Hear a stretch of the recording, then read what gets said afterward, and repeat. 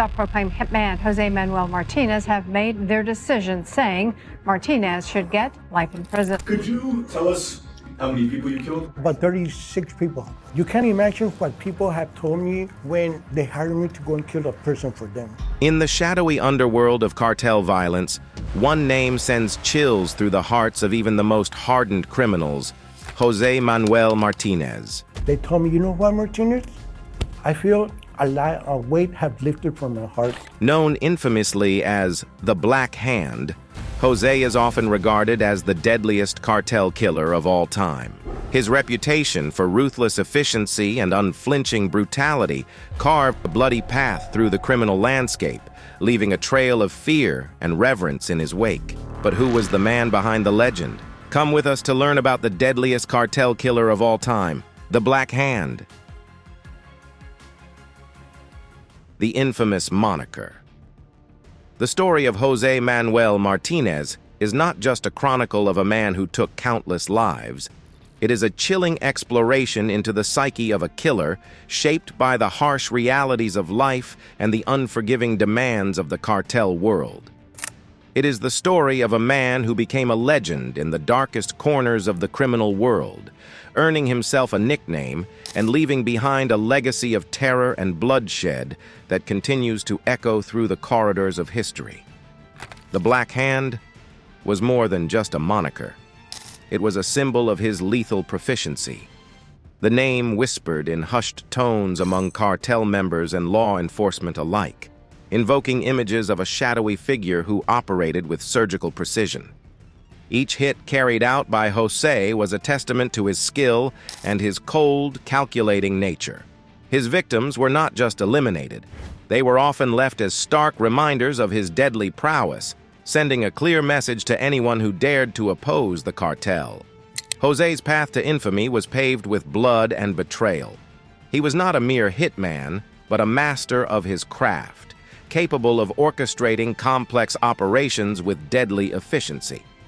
His rise to prominence was marked by a series of high-profile assassinations that shook the very foundations of the criminal underworld.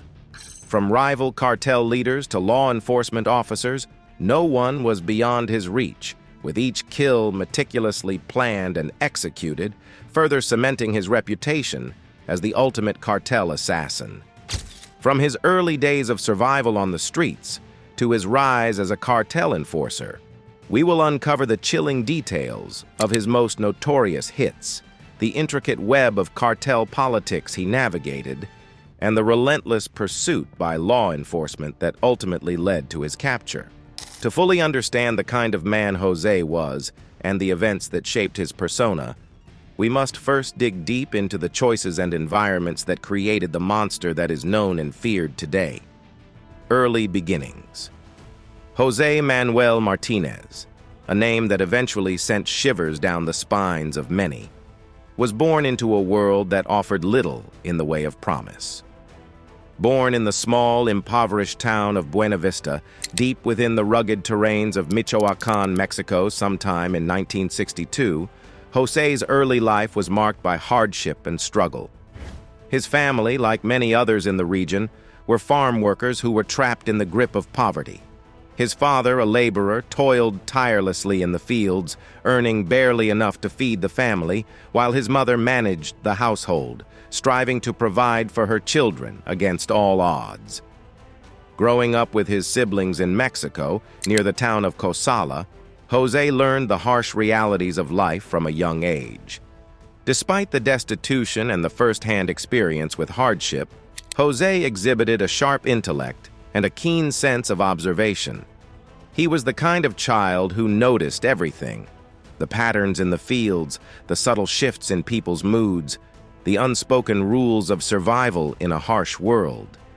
However, the limited opportunities in Buena Vista meant that his potential went largely unrecognized. The local school, a dilapidated building with barely enough resources to function, could do little to nurture his burgeoning talents. As Jose grew older, he became acutely aware of the disparities that defined his existence. He saw the local drug lords, with their flashy cars and ostentatious displays of wealth, and understood that power and money were the true currencies of respect in his world. The allure of the cartel's life, with its promise of escape from poverty, captivated his young mind and set him on a path that would cost him greatly. It was a dangerous fascination, but in the absence of other prospects, it seemed almost inevitable. The path to crime. For Jose, crime began subtly and at an early age. Although Jose's early life started in Mexico, he moved back to California in his preteen years. He was generally introduced to the life of crime by his stepfather, Pedro Fernandez, a migrant farm worker and a businessman with a different persona as a heroin trafficking ringleader. As a child born in America, Jose had the advantage his stepfather did not have, and this made it easy for him to blend in with both worlds. Before completing middle school, Pedro started using Jose to distribute drugs and substances. Before long, what started as small tasks, such as running errands for the local cartel members, delivering messages, and watching out for the police, grew into more daring and bold crimes.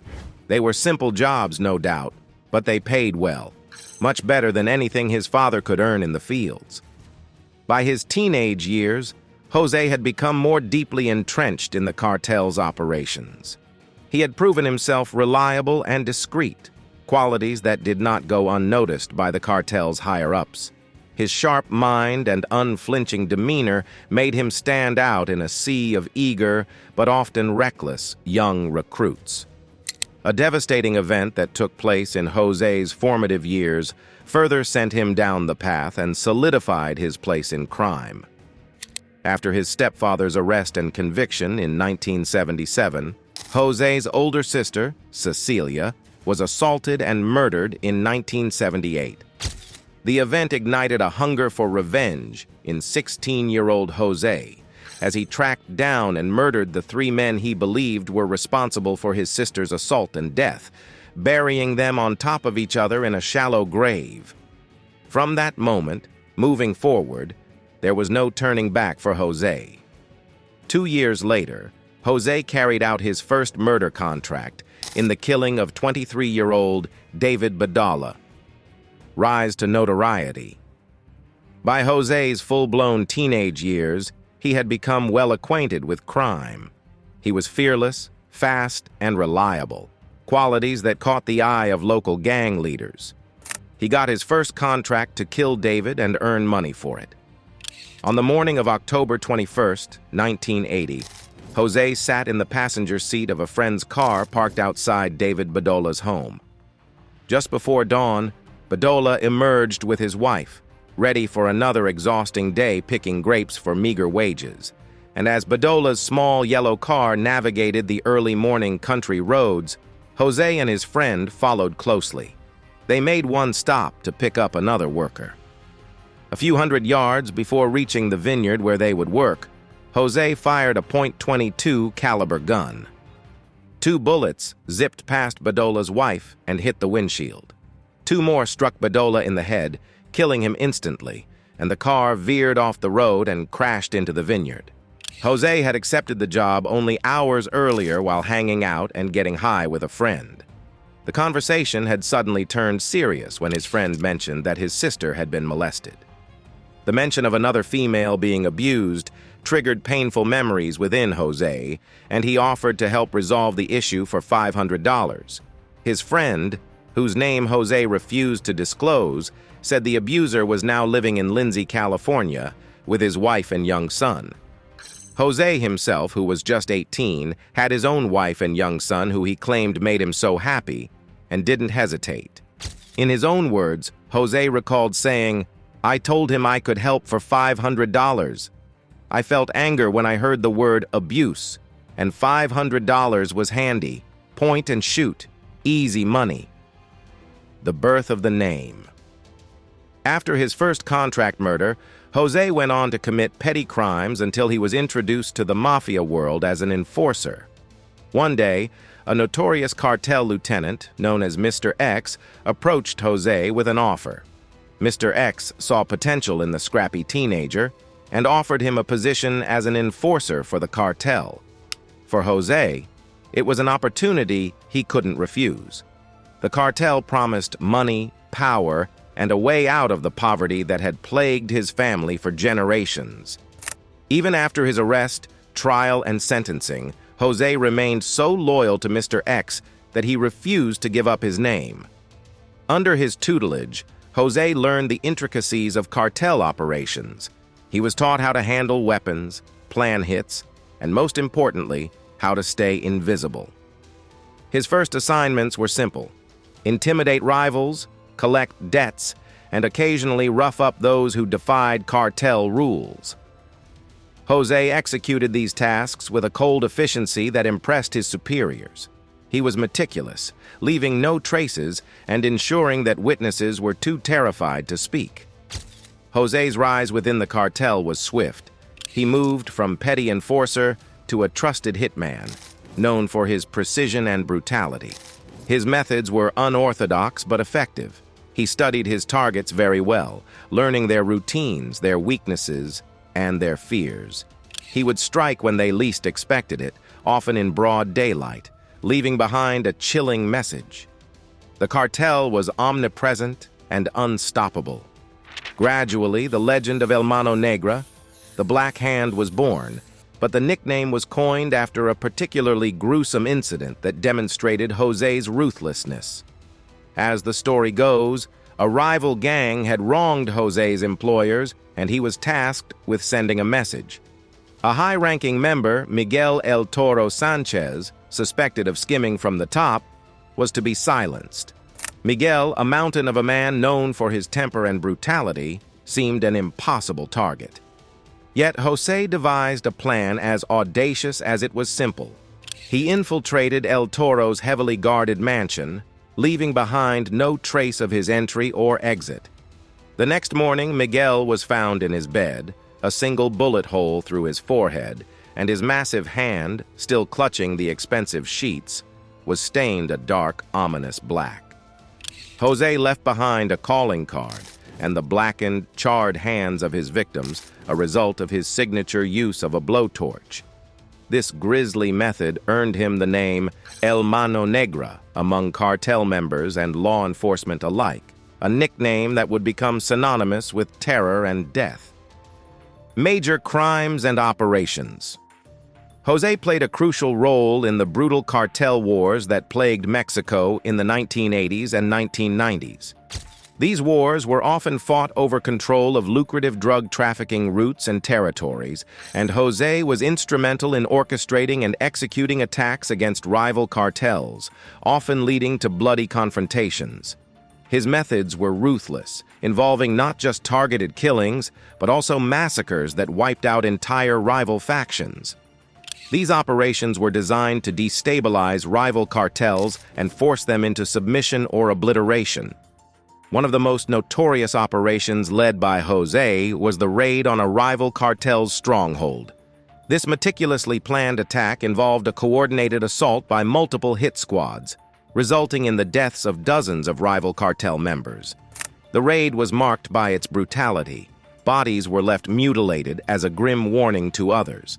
This operation not only decimated the rival cartel, but also secured critical drug routes for Jose's cartel, significantly boosting their power and influence. One of Jose's most infamous hits involved a rival gang leader who had dared to encroach on cartel territory. The leader was heavily guarded and surrounded by bodyguards at all times, but Jose was patient. He spent weeks studying his target, waiting for the perfect moment. That moment came during a public festival. Amidst the chaos and noise, Jose blended into the crowd, moving with the precision of a predator. He approached his target and, with a swift, almost surgical strike, ended his life.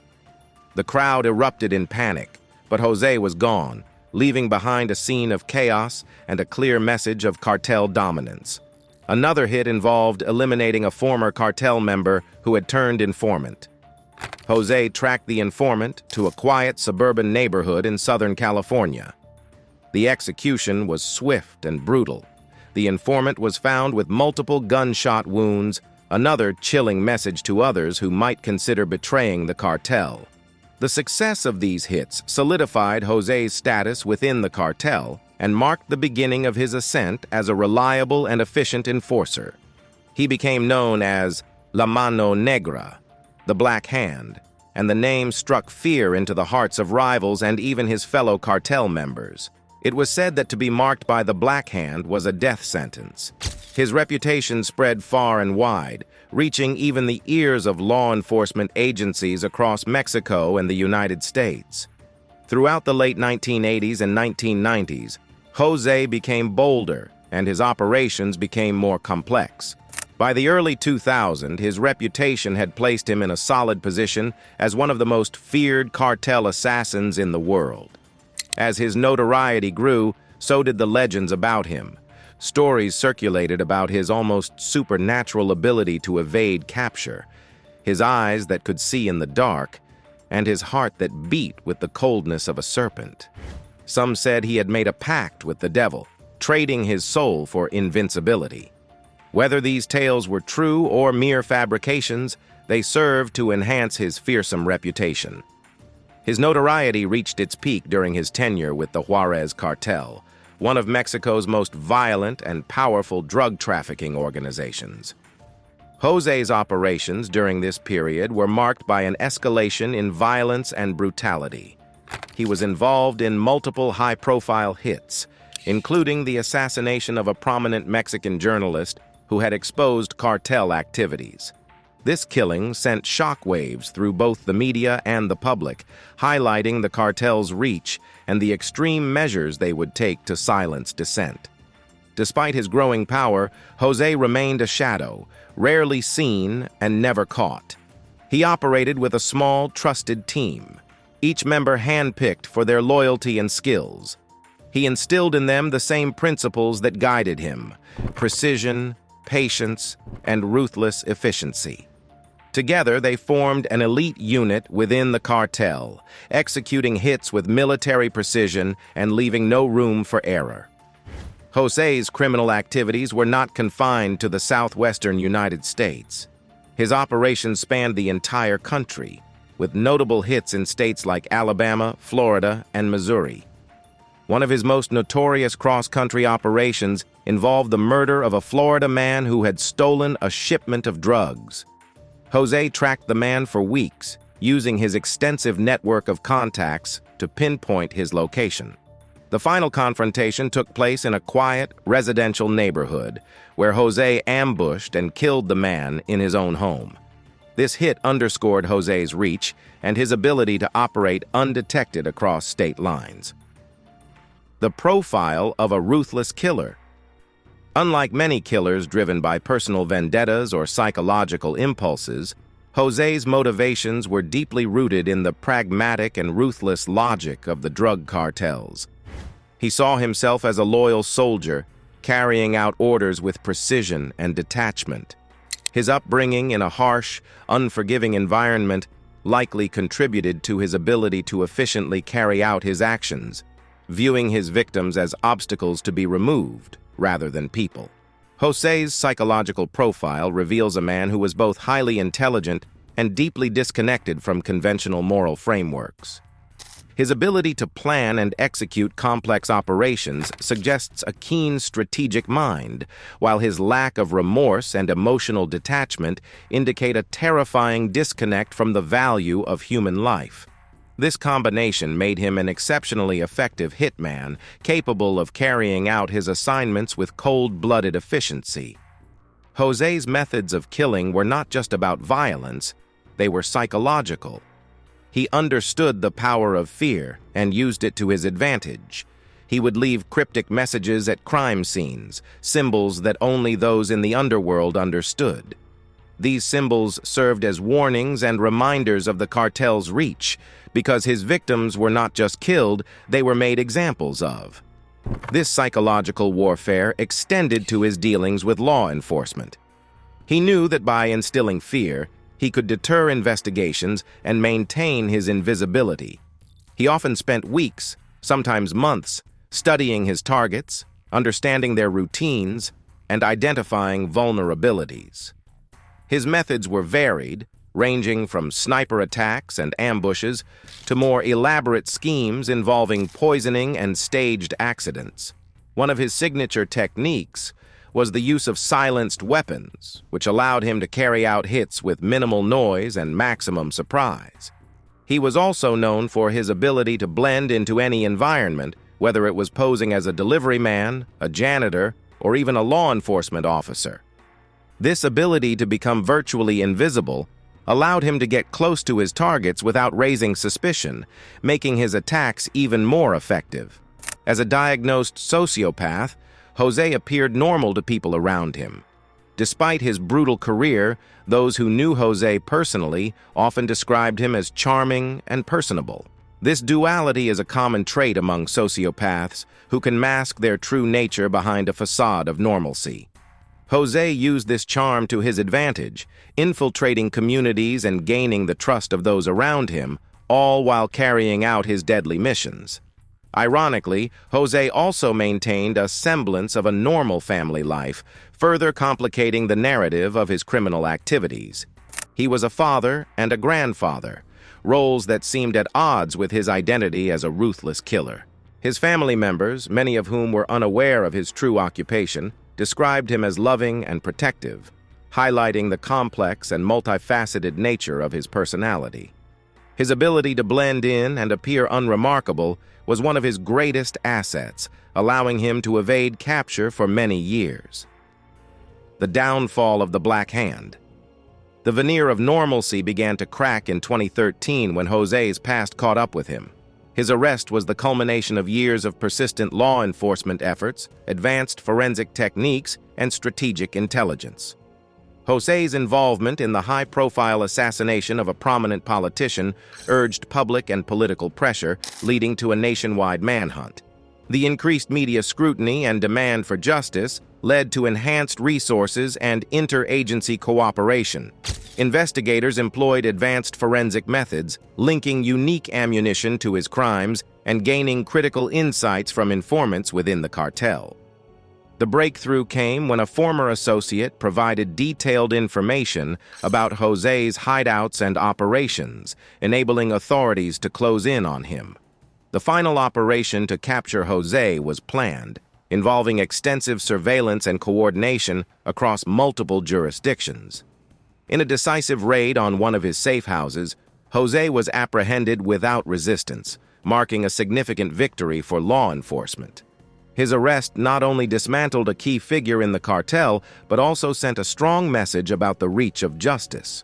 The successful capture and subsequent trial were widely publicized, further undermining the cartel's power and demonstrating the effectiveness of collaborative, persistent efforts in combating organized crime. He was arrested on May 2013 for the murder of Jose Ruiz, a boy who was friends with his daughter's boyfriend. Law enforcement agencies across multiple states started connecting a series of unsolved murders that stretched back to the 1980s, and the sheer scale of Jose's activities was staggering. He was implicated in over 30 homicides across California, Florida, and Alabama, among other states. Even after he confessed to a series of murders, the trial that followed was a high-profile event, drawing significant public and media interest. Jose was charged with numerous crimes, including multiple counts of murder, conspiracy, and racketeering.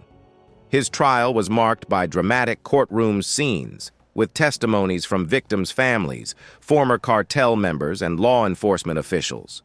Despite his attempts to maintain a facade of calm and control, the mounting evidence and compelling testimonies painted a damning picture of his criminal activities. Jose pled guilty to multiple counts of murder, sparing the families the agony of prolonged trials, but also denying them the full story of his crimes.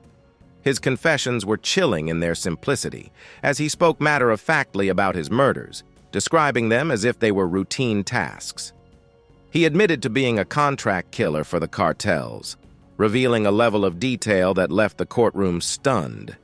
His cold, detached recounting of each killing painted a portrait of a man who had long ago severed any emotional connection to his actions. He described how he would stalk his victims, sometimes for weeks, learning their routines and vulnerabilities. His attacks were swift and brutal, leaving no room for escape. The defense attempted to portray Jose as a man who was shaped by his environment, forced into a life of crime by circumstances beyond his control. They highlighted his impoverished upbringing, the violence he witnessed as a child, and the threats against his family that initially drove him to the cartels.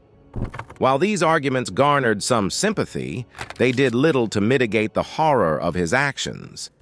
The overwhelming evidence and Jose's admissions sealed his fate. In a tense and closely watched trial, Jose was found guilty on all charges.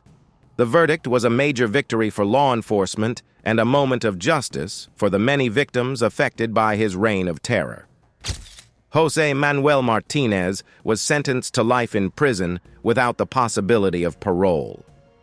The sentence brought a sense of closure to the families of his victims, but the scars left by his actions would linger for years. The aftermath. In the years following Jose's conviction, the communities he once terrorized have begun to heal.